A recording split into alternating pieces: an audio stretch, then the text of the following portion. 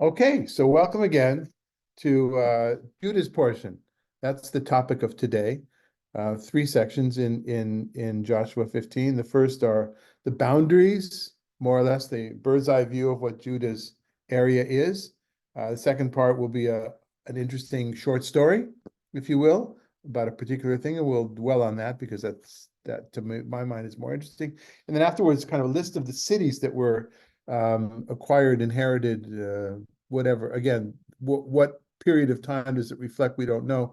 Although we will see we'll talk about two aspects of time and wishful thinking that'll come up here. One about Gaza, which we'll go into greater detail just because it's connected to these months of this horrible war that we mention every time we study.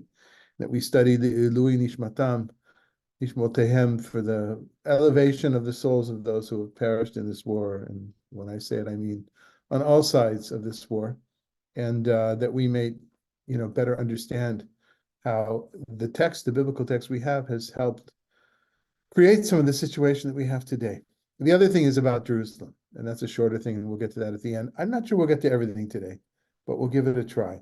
And what else? I wanted to start by showing you a map because you know that I don't do maps that well, but I did find a map that I wanted to share with you.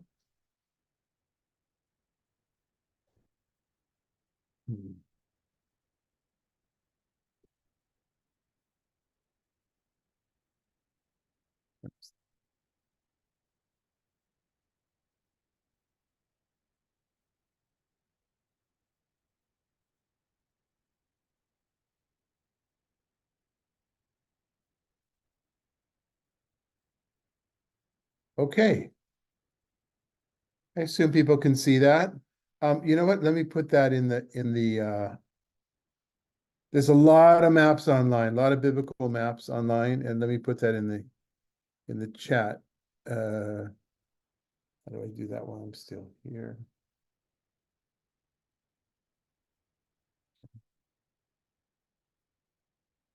Okay, it's in the chat for afterwards. You can cut and paste. Oops, didn't mean to do that. Oh, sorry.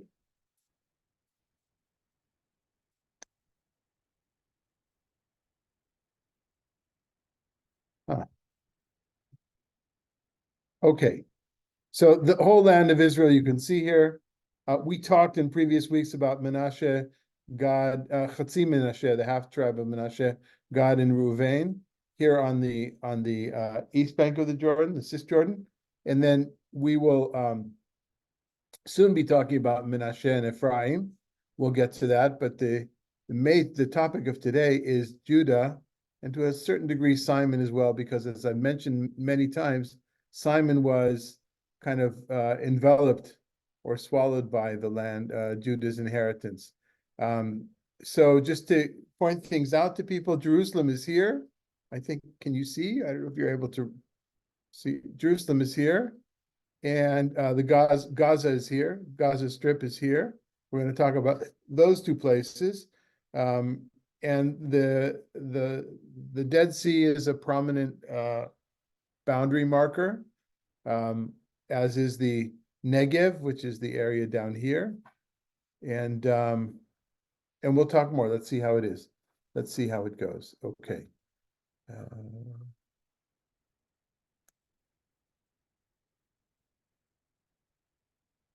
Okay. Richard, would you like to start us off, please? We're chapter 15, verses 1 through 4. And again, want to welcome Dale. I don't know if we've seen you before, if we've had you here, but we're happy that you joined us wherever you are. Go ahead. Thank you. The portion that fell by lot to the various clans of the tribe of Judah lay farthest south down to the border of Edom, which is the wilderness of Zin. Their southern boundary began from the tip of the Dead Sea, from the tongue that projects southward. It proceeded to the south of the ascent of Akrabim, passed to Zin, ascended to the south of Kadesh Barnea, passed on to Herzon, ascended to Adar, and made a turn at Karka. From there, it passed to Asmon and proceeded to the Wadi of Egypt, and the boundary ran to the sea. They shall be your southern boundary. Oh, that shall be your southern boundary. Okay. So the things that stick out, the things that we know, right? The Salt Sea, or the Yam HaMelach in Hebrew, or the Dead Sea. The tongue that sticks out is this section here. Oh, the Dead Sea has changed shapes quite a bit over hundreds of years. Maybe not as much as the Salton Sea has changed shapes near us. Dale, I don't know where you are, but we have a Salton Sea not far from Palm Springs, where most of us are sitting right now. I'm in Megan, San Francisco.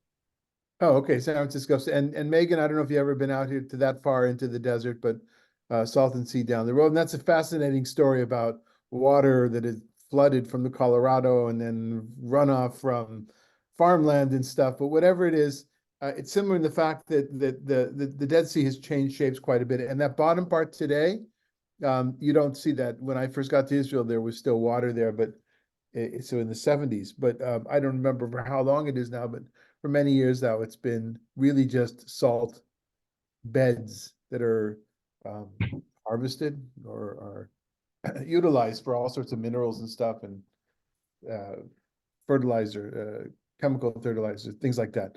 Anyway, that's over here. The other interesting boundary marker is the Nachal Mitzrayim, right? The river or the stream or the Wadi of Egypt, and that is thought to be what we call Wadi El Arish.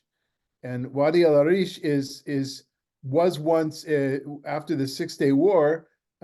Israel was all the way up this direction towards the up until the canal. And when I served in the army, in my first stint, I was in the army when Sadat came, and we were stuck out in our desert base for 2 months because of that. That I was out here, and we stopped further down here, and we always stopped. We get picked up by bus in Tel Aviv, and they would stop here at El Arish, where there was a big there was an army base and a really good canteen, an army canteen. I know that's fascinating to all of you, but Sid, I'm sure you remember in Eritrea where the best canteens were, right? Okay. Anyway, so that's usually thought to be, according to the maximalist view, that is thought to be the boundary, the southwestern boundary of the land of Israel. Judah reached the furthest. Although I remember from the days when we lived in the Gaza Strip, those that thought that, Nachal Mitzrayim was the Nile. But I don't see that in any of and I never looked into that. That's what I had heard, or maybe I seen it written, but who knows who stated that. And that may be this kind of, fantastical thinking, like, from the Nile to the Tigris and Euphrates rivers, that kind of thinking. But at least this is what most people say. And so you've got this rather large area. It's pink here because this is where there was actual settlements, as opposed to the areas here, which part of them belong to Dan. There seems to be a disagreement as to who gets this area over here. Anyway, yeah. All right. Don't do maps well, but so that's what we have. The initial section of these bound. I kind of broke these down, not with any really good reason, but I didn't want it to be one large text. So, any comments or questions about this?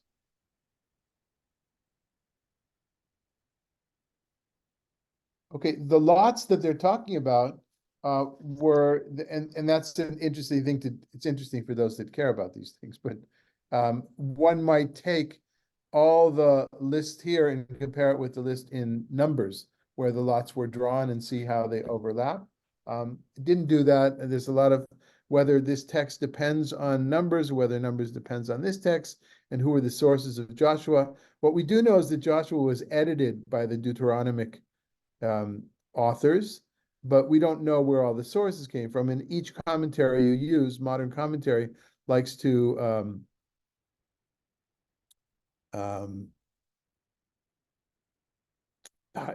theorize, or what's a better word?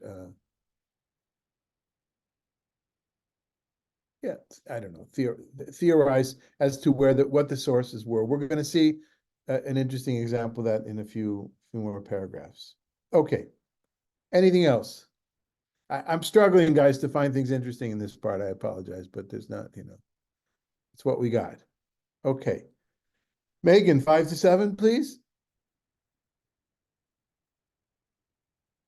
The boundary on the east was the Dead Sea up to the mouth of the Jordan. On the north side, the boundary began at the tongue of the sea at the mouth of the Jordan. The boundary ascended to Beth Hagla and passed north of Beth Arabah. Then the boundary ascended to the stone of Bohan, son of Reuben. The boundary ascended from the valley of Achor to Debir, and turned north to Gilgal, facing the ascent of Adumim, that is south of the Wadi. For there the boundary continued to the waters of En Shemesh and ran on to En Rogel. Right. So a lot of these names are familiar to those who are familiar with the modern Israeli geography. Outside of Jerusalem is Maleh Adumim.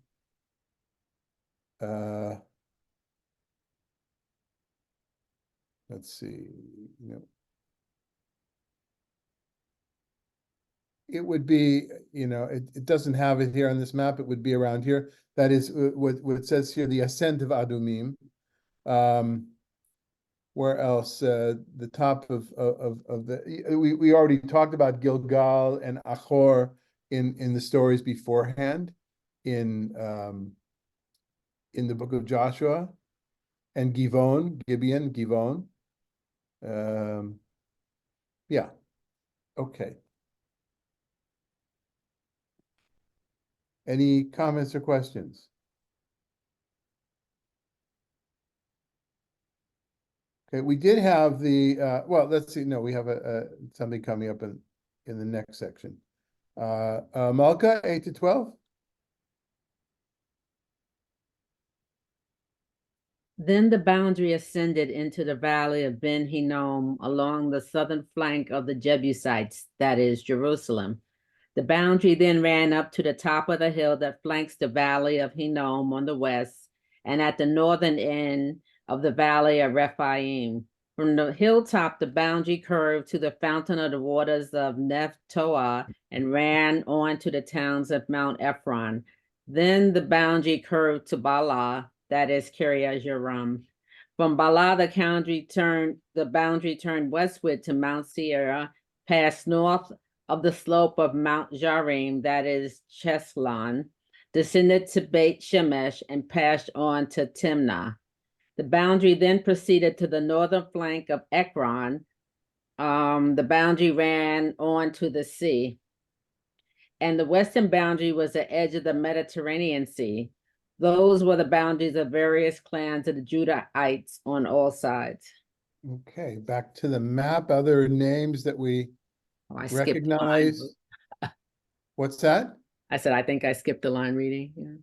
That's all right. It's Yeah. on one hand, it says that the boundary is the Mediterranean Sea, but of course, we're going to get to Gaza in a bit, and it's really unclear because there's so many stories. These are the 5 towns of the Philistines, and we have in Judges, the section in Judges that we did a few years ago, where Dan is around here. This is where Shimshon is. Samson is around here, but they eventually moved Dan because of the fact that they never really possessed the land of the Philistines, and they're pressed against the Judites and the others. They actually migrated to up here to this Dan. That's why there's 2 Dans.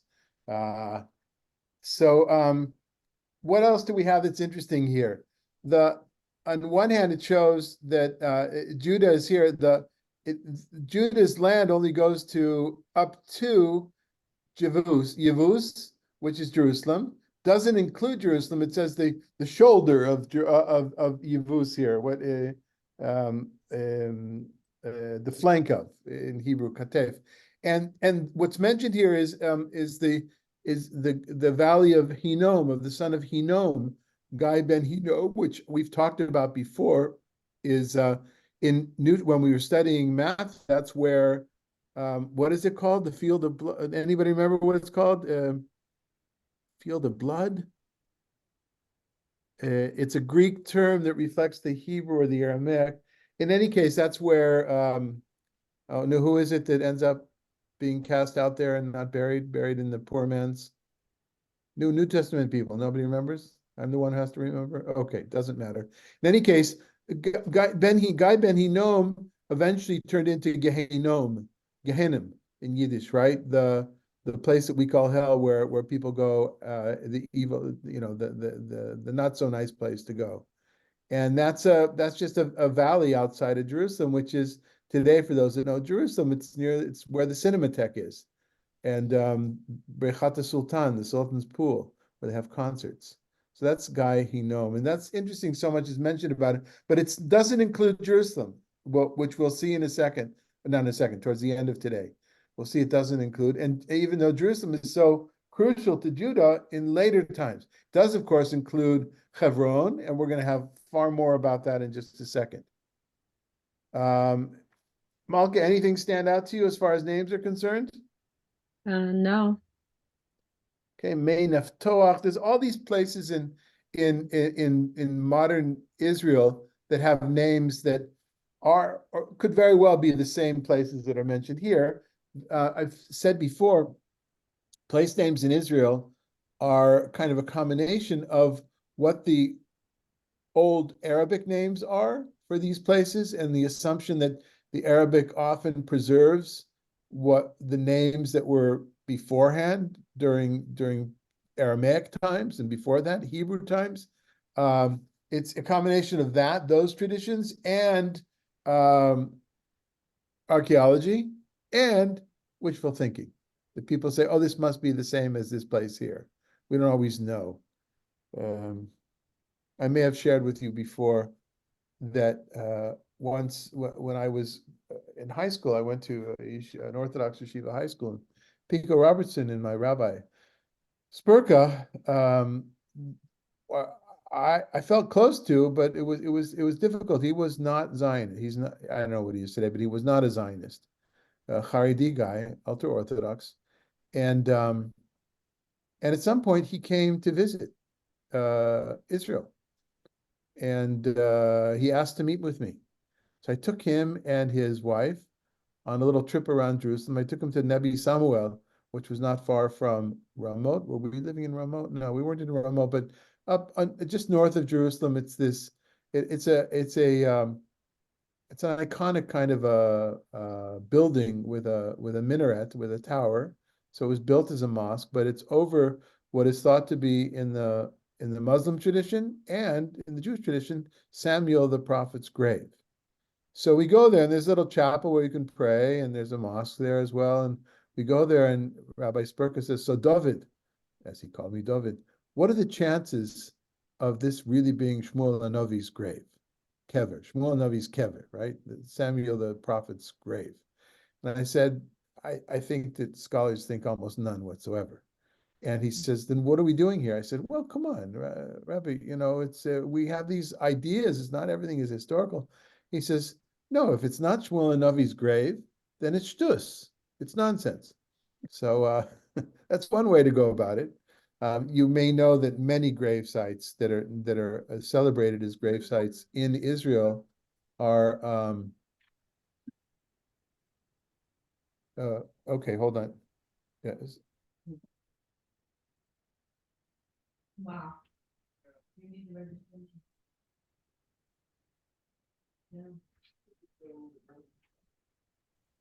Apologies. Okay. Anyway, correlation between names that are here and modern Israel, sometimes yes, sometimes absolutely not.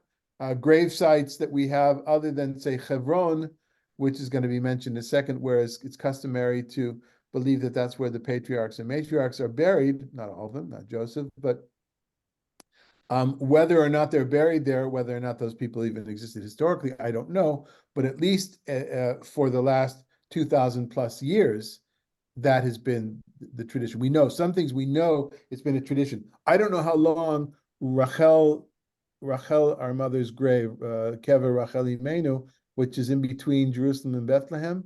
I don't know how long that's been thought to be, how long you can document that's been a holy site. Certainly since the 19th century, because it's in Judaica as pictured. There's pictures, I think, already, certainly early 20th century.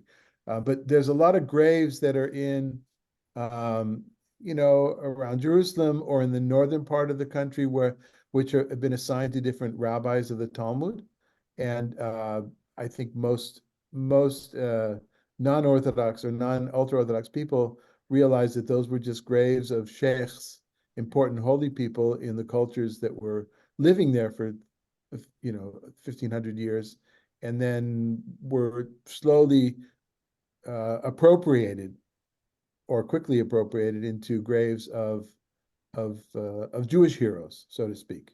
That's an interesting thing, right? When we talk about appropriation, not only the land, but certain landmarks appropriated. Okay, but that's about all I have to say about this.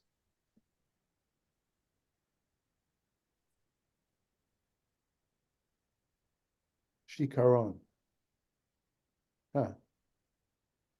So, okay, and Malka, remind me another time. I'll share with you something that connects no, I'll share with everybody. Genesis 38, Judah and Tamar story, right, where she dresses up.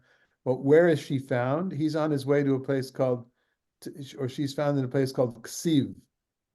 Kaf Zayin Yud Bet, Ksiv. And although there's an Achziv in northern Israel, there apparently were other places. And in one of the medieval commentaries I found is that Ksiv is the same as Shikaron.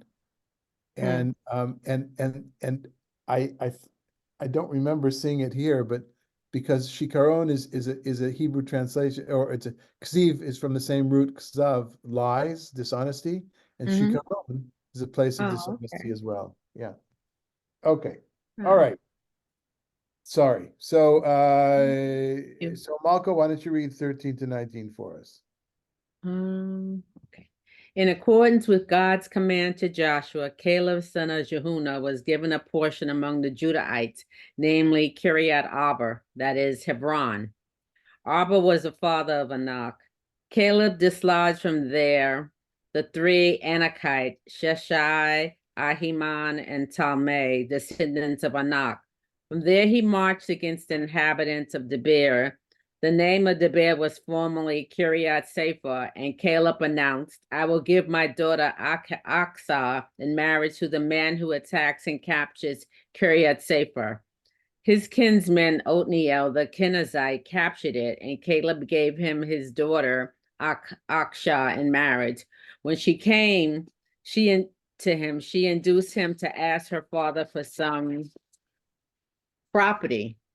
She dismounted from her donkey, and Caleb asked her, what is the matter? She replied, give me a present, for you had given me away as Negev land, so give me springs of water. And he gave her the upper and lower Gulath. Gulot meaning places of water. Okay, two things here. One is a historical geographical comment, which zooms in far more than the other places, far more about one particular family. And on one hand, that's surprising because what we're going to see after this is not zooming on families. It talks about different cities and villages and areas, but it doesn't talk about particular families. But why this family? Well, this kind of continues what we had last week as well, where that family, the whole thing with Kalev, son of Yefunah, he gets kind of special treatment because he was the spy that gave the good news. Last time we talked about, or the time before, whenever it was, about how Joshua was probably added back into the story or added into the story later, but Kalev is the quintessential hero of that spy story, and hence gets special treatment in the land. Gets to which I guess the choice place was this Kiryat Arba. Here, there's an explanation of Kiryat Arba. All this is part of this geographical notation here. The explanation of Kiryat Arba here is not that it was 4 villages, but it was the village of the 4, and these 4 sons of these Anakites, who we understand from other places were giants of sorts, probably thought to be mythological giants. And why was this place so important? Because there was also a tradition, which is not mentioned here, about the fact that the patriarchs are buried in that same place. So that's one part of this section. I probably should have broken it into two, but it's the reason I kept it in one is because there you can feel this has been lifted from another document and been planted here. This is a piece from a document from a history, which is from the same history that we had last week about Kalev. It seems that there was a book of the Calebites, or the Yifunites, who were not really part of Judah, but afterwards incorporated into the tribe of Judah from a historical point of view.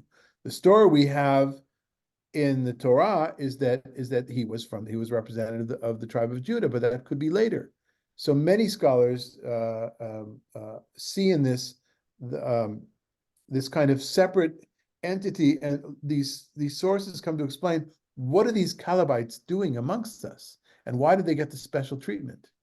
And so that's the first part of this. Second part is zooming into a particular place in that land with Achsa, and we have a problem here because on one hand, it says Achsa seduced. Here it says induced, but you could understand the Hebrew to say seduced, led him astray. It might be a literal translation. So that's induced. I don't know if induced doesn't feel like leading astray. It means kind of influencing, I feel, to ask her father for something. But in the end, who asks the father? She does herself. And she gets off of the donkey really quickly.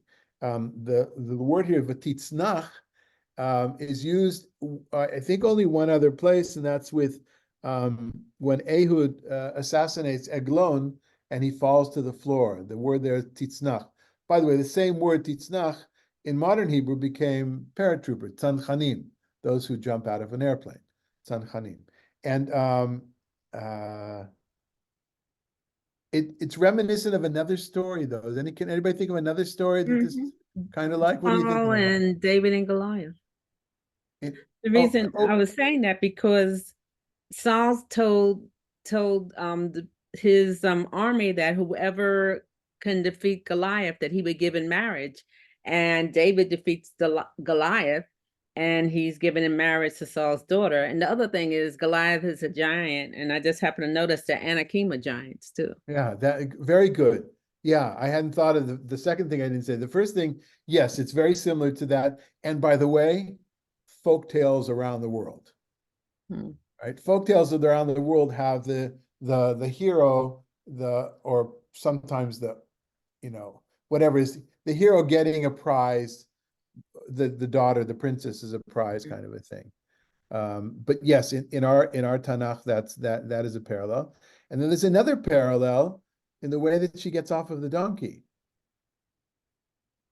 When Rebecca when she was hiding the teraphim. No, there she does. She sitting on them. Right. She sits on them, right? But when Rebecca meets Isaac for the first time, there too she falls. It's not the same word Tanakh, it's Vaipol or Vatipol. So I don't know what to do with that. I'm sure Zakovich has a comment about that someplace. That would be the kind of thing he would connect. But it's interesting because this story, of course, is so different than the rest of the chapter. The rest of the chapter being kind of this long list of things, of geographical locations. And here, although it's geography, it's an anecdote about a particular area. And as I mentioned, many would see this as part of a different source, part of a source they had that was woven into the text here from another place. Okay. I told you it was not going to be. Well, this is an interesting part of it, right? But we're going to go. We've got to go back to the long list. Sid, you want to read something? Maybe 2032. This was the portion of the tribe of Judahites by their clans. The towns at the far end of the tribe of Judah, near the border of Edom, in the Negev, were Kabzeel, Eder, Yagor, Kina, Timona, Adada, Kedesh, Chazor, Itnan, Ziph, Telem, Krilat, Chazor Hadata, Kiriath Hezron, that is Chazor, Amam, Shema, Molada, Hazar Gada, Heshman, Beth Pelet, Hazor Shual, Beersheba, Bizothia, Bala, Lim, Esman, Eltolad, Chesel, Horma, Ziklag, Madmana, Sansana, Liboth, Shilim, Ain, and Rimon. Total 29 with their villages. Oh, you got a prize, Sid. Kol hakavod lecha. Kol hakavod. Absolutely. I think Sid deserves the golden cup today.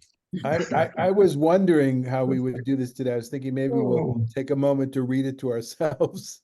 But you did an excellent job, Sid. Any of the names you. stand out to anybody here? Are they reminiscent? Ziglag and David. Right, Ziklag is a story about David. Beersheba, Chazor. It's the place that he hung out before Right. Hebron. Ziklag, yeah. Or Hebron. Mhm. And so Chatzor, because Sid, probably because we had Chatzor before, but that was Chatzor Haglili that was in the hands of the enemies. This is Chatzor, a lower Chatzor, and there's a kibbutz Chatzor that's near where I spent many years of my life, Kerem Biavne. A lot of these place names, Tzorach, well, we'll get to them afterwards. Gedera, yeah. Keddish, of course. So many of these places are names that have other. There's other locations like Gilgal. There's a number of locations for Gilgal.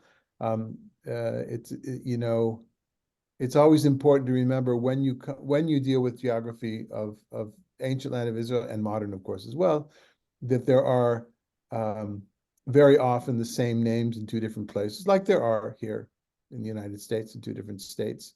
I don't think you have the same place name in one state, right? There's probably a rule against that. But I think, Richard, did you once tell us that every state has a Moab or something, or some particular city? Perhaps so. I don't think, I think there are multiple names even here in California. I have to think about it, but there's certainly closely similar names. Yeah. But no, I think there are duplicate names of cities within the same state. Well, okay. Anyway, one of you once knew exactly the name of the city that is in every single state, whatever that's the name. I don't remember what it is. Okay. What else can we say about this? You want to give it a stab, Sue? Everyone, 3341. in the lowland, Eshtol, Zora, Ashna, Zanoah, and Ganim, Tapua, Enam, Jarmuth, Adulam, Sokoch, Azekah, Sharim, Aditham, Gedera, and Gederathaim. 14 towns with their villages. Zanan, Hadashah, Migdal, Gad, Dilam, Mizpeh, Jakithio, Lachish, Bozkath, Eglon, Kaban, Lamas, Chitchelish, Gedera, Beth Dagon, Nama, and Makkedah. 16 towns with their villages. Okay. Again, these are all place names of places around the area that I spent 5 years of my life and visited very often afterwards. Over half of these are names of places today. Gedera is where my bank was and where the closest place where we could go to find something a little bit too far to walk. Yeah. Adulam, Tongue twisters. tongue twisters, but not for those people. When you read it in Hebrew, it's a little easier with the dots. It's hard to know how translations go. Anyway, Beit Dagan, yeah. Lachish, of course, is famous because that was a larger city, and there's extensive excavations were done there. A lot is learned about it. There's letters that were in Lachish. And Despite Sue's brilliant reading of this passage, I Googled the name of the city in every state. There is none. Some people think it's Springfield, but that's only in 34 states. Oh. The winner is actually in 46 states, and it is Riverside. Oh, okay, that makes sense. Really? So Dale, I'm sorry. Usually somebody else is hosting the Zoom for us, and she puts the link to the text in the chat box. What kind of the Reformed Tanakh do you mean? The 5 books of Moses, or do you have the JPS Tanakh?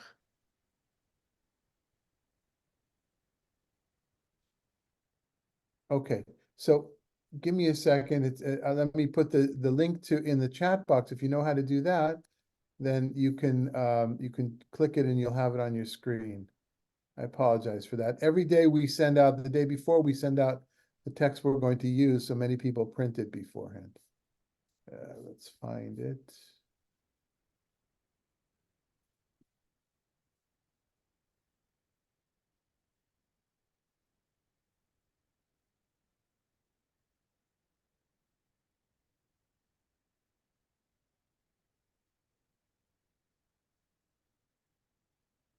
Okay, I don't know what Joe's Tanakh. Oh, JPS. Oh, okay. Hold on. Do you have the Hebrew English or just the English?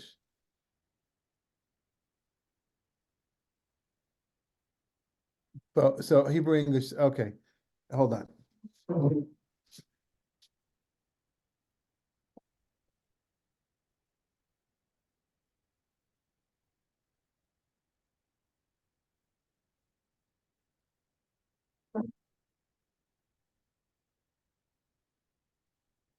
Okay, one moment.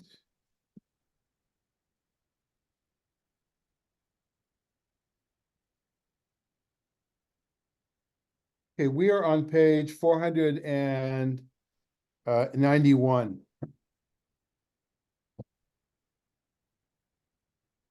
We're 491, so it's Joshua 1563.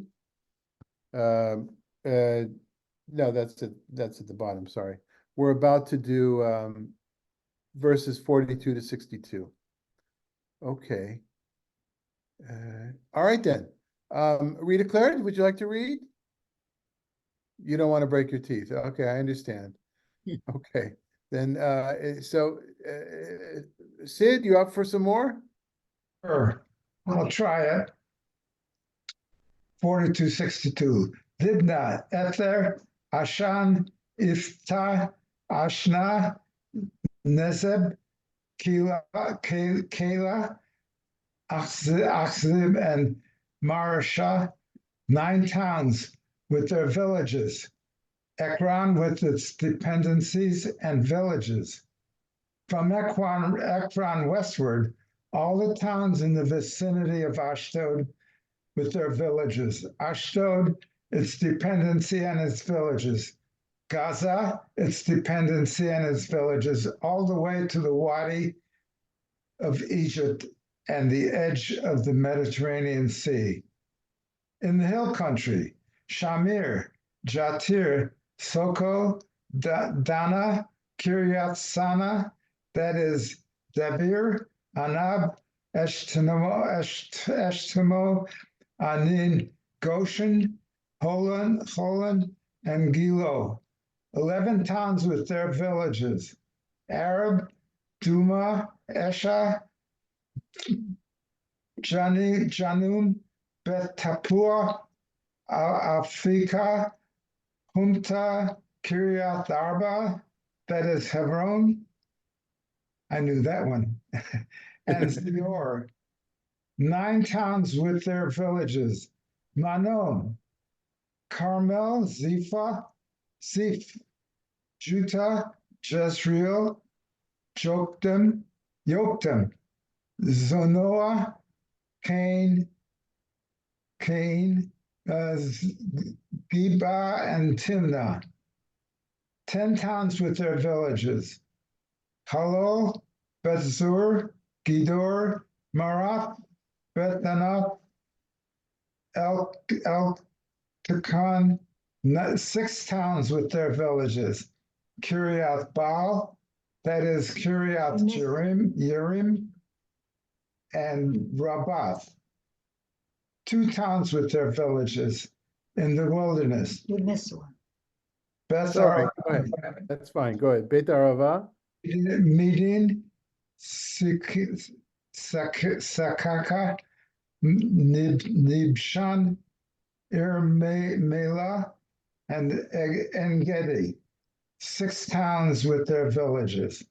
By So I'll just point out the last ones you had. Ir Melach, so the city of salt, right, on the salt on the Dead Sea, and next to Where is Engedi, that? which many of you know. I mentioned Engedi in our I know Engedi.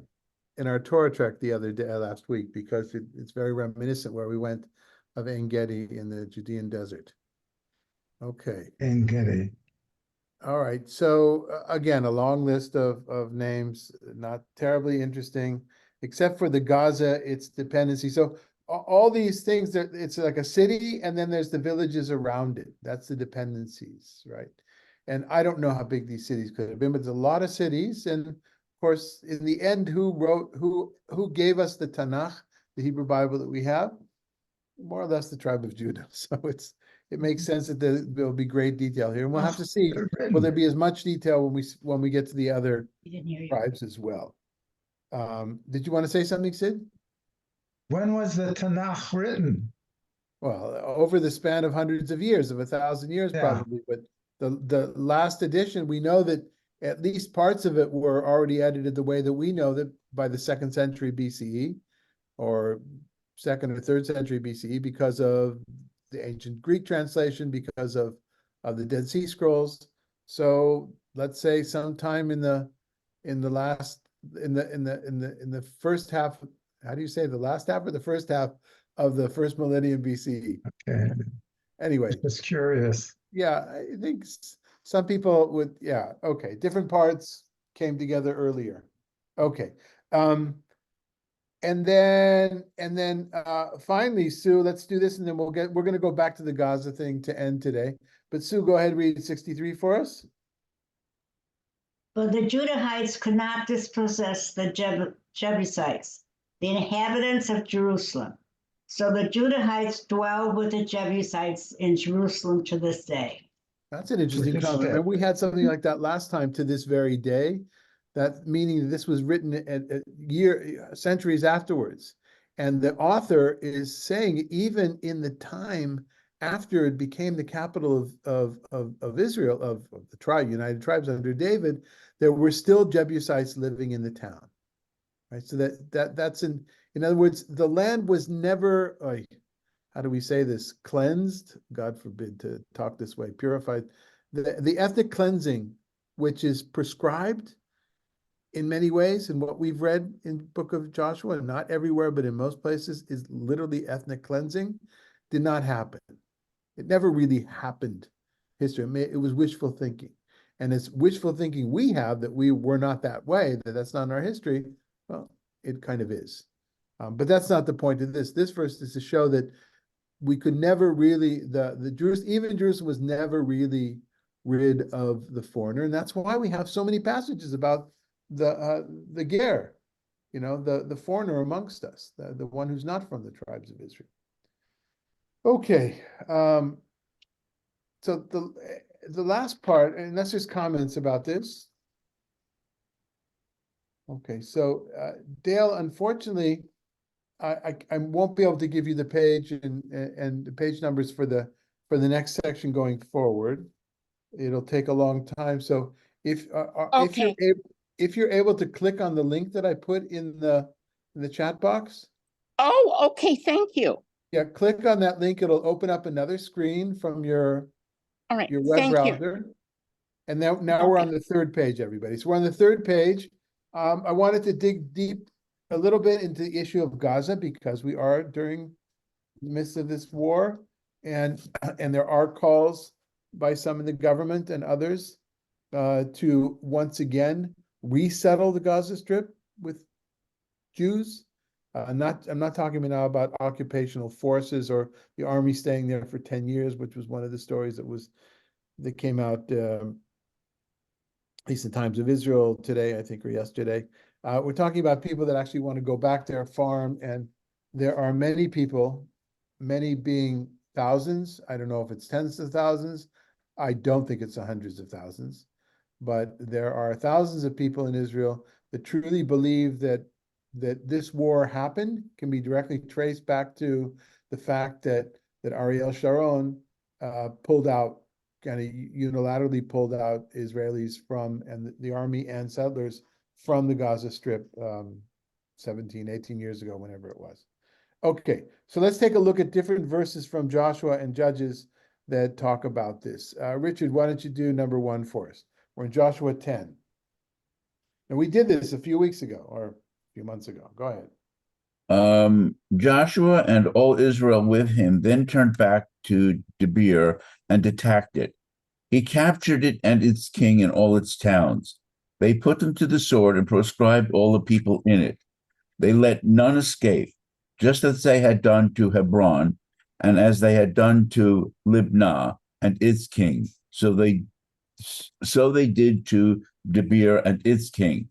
Thus Joshua conquered the whole country, the hill country, the Negev, and the Sephala, and the slopes, with all their kings. He let none escape, but proscribed everything that breathed, as the Eternal, the God of Israel, had commanded.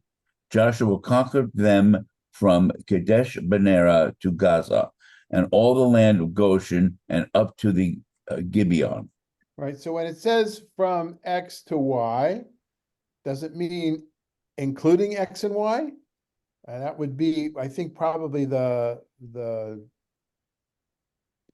first reading, simple reading from Kadesh Barnea to Gaza, including Gaza, except for Rashi, medieval commentary that we use so much in the Torah, certainly, but also in Nevi'im Ketuvim, where there is a commentary.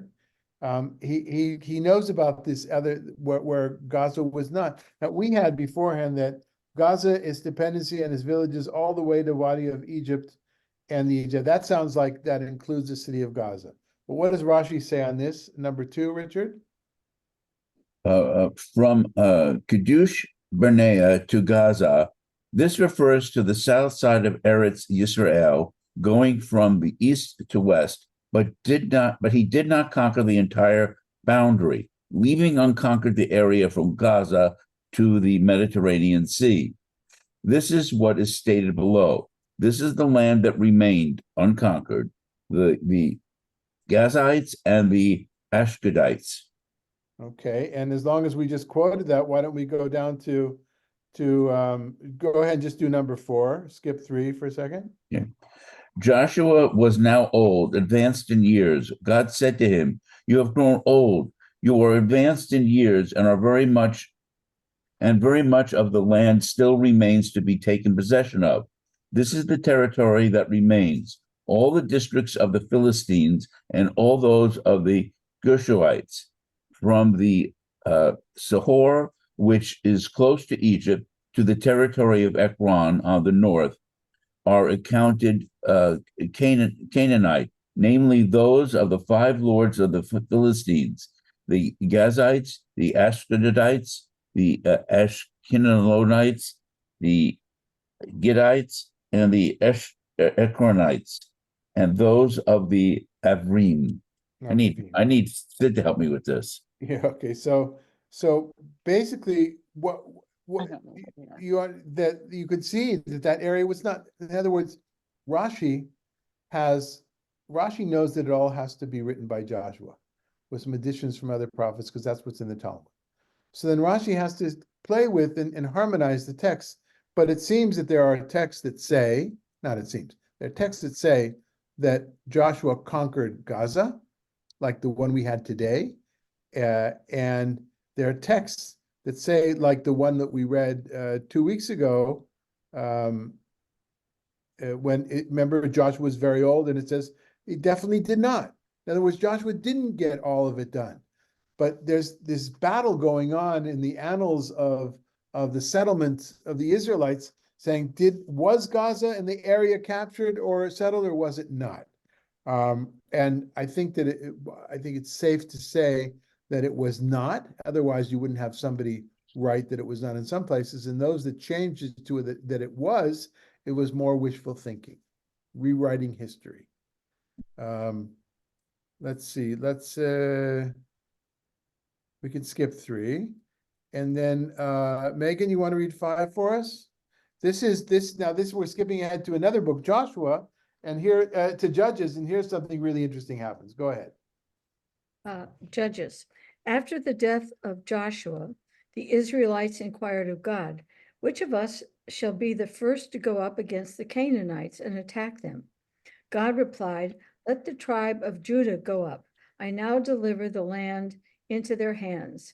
And Judah captured Gaza and its territory, Ashkelon and its territory, and Ekron and its territory. Now, we did this a number of years ago, right? Book of Judges, but at the time, I would have mentioned that the beginning of the beginning of Judges is different than the rest of the book of Judges. It was designed to be this bridge between the two books.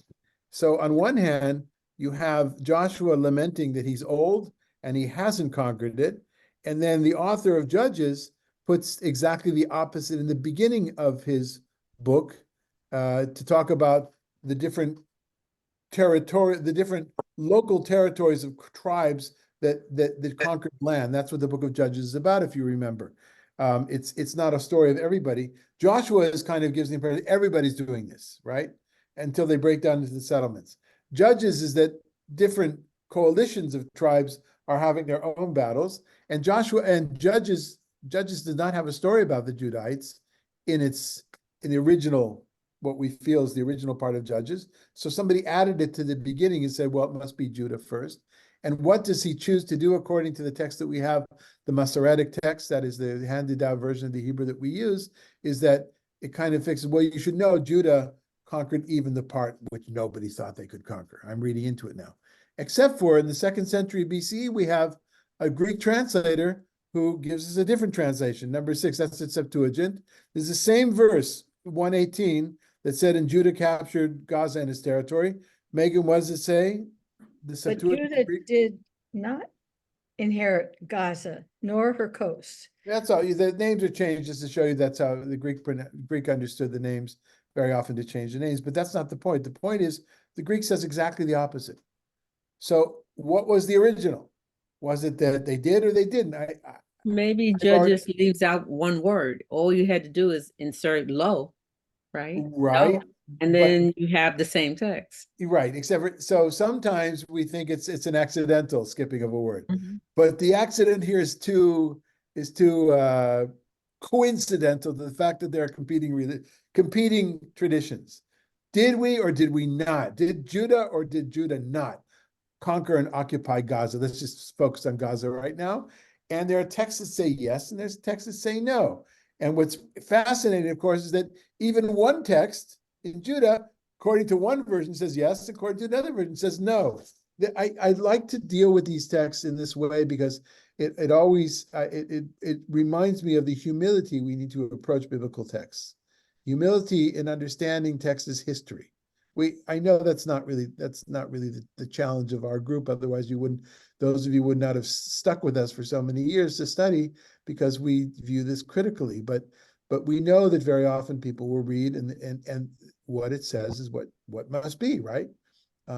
Rita Clare often brings us those examples from her distant past about people reading and understanding that's exactly what reality is. We deal with that in the class that I do with Reverend Dan. But we all need to remind ourselves, not only do different texts speak differently, but different versions, ancient versions of the same text, Dead Sea Scrolls, Greek, Syriac, whatever, speak differently than our tradition. And finally, Rita Claire, this one's easy. This is number 7. I don't think you have to, there's really no tongue twisters here. You willing to do this one? Sure. Now the tribes of Judah and Simeon took the cities which were in the mountainous part of Canaan, as are also Ashkelon and Ashdod of those that lay near the sea.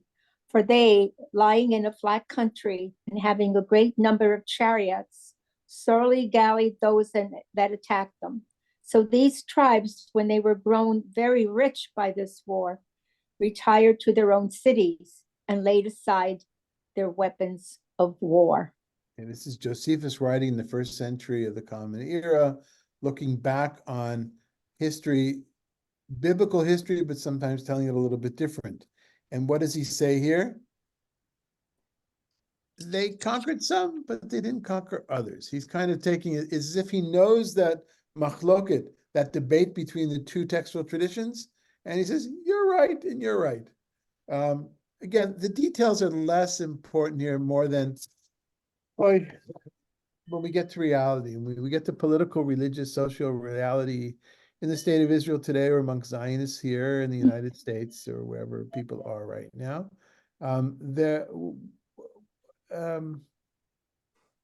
humility, before we start to bring all sorts of sources about our rights to the land, any particular piece of the land, it's good to go back and see that it was never one voice, really, multiple voices. And while policies need to be made, Zionism needed to happen. I still believe that, in order to be a place of haven and a place of culture.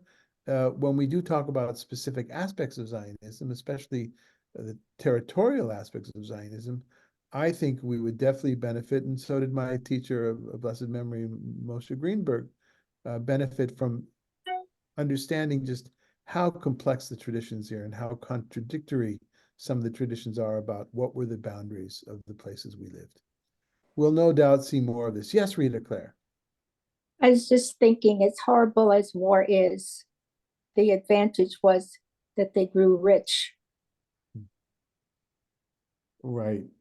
Well, I guess, yeah, enough to lay down their weapons of war. Well, that was the thought. The thought in peace process in the 90s was, and this was Shimon Peres of blessed memory and Yitzhak Rabin, but Peres was really behind this. How do we create a situation where it's mutually beneficial for Israeli Jews and for Palestinians living inside of the state of Israel, but more importantly, for Palestinians living in the West Bank and Gaza, for that matter? How can we create a situation where the laying down of weapons will create this plenty for everyone, right? Technology and sharing, whatever. That's still hopefully on the table at some point. But if all of us, all countries, could only lay aside so much of those budgets to go for defense or offense in some cases, for other things, how good things would be, right? So it's not necessarily that I choose to see Josephus here as not necessarily one side won because they conquered the other side and they got rich from it, which I think maybe you were saying, I don't know, but to see it in a more universal way, that when we lay down our weapons of war, then perhaps we can become more wealthy. And I don't mean to gain money, I mean to be happier in life and more fulfilled. Okay. All right. As I said, difficult stuff. I don't know how to make this how to make this interesting, but we'll give it a try still. And we'll see some of you tomorrow morning. Dale, whenever you would like to, you're always welcome to join. And know that if you sign up, if you register for any of these courses we do on our website, or hamidbar.org, I'm not sure how you got to us today, then you'll get a reminder and you'll get the link to a text beforehand, so you don't have to fumble around and look for it in your Bible. Okay, everybody, thanks for being here. Have a wonderful day, rest of the day. Thank you. Thanks.